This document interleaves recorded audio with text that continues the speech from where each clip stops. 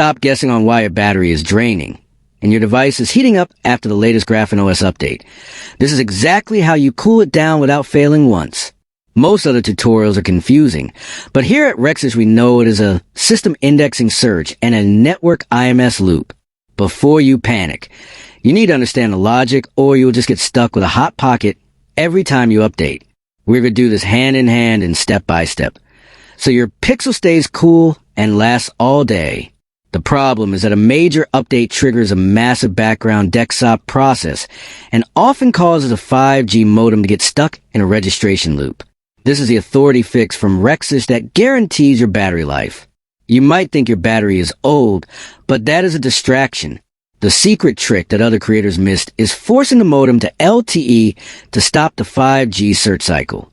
Now, focus up because the dopamine hit of a cold phone and long battery life is seconds away.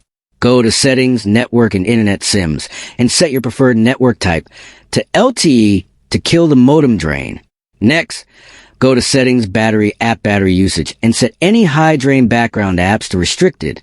Finally, leave your phone on the charger overnight to let the system finish its background optimizations.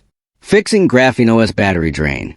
This video shows how to identify rogue background processes and optimize your network settings for the latest GrapheneOS builds. If you follow me exactly, your Pixel is now running cool and the drain has stopped. Comment below if you want the secret to underclocking your Tensor chip for maximum efficiency.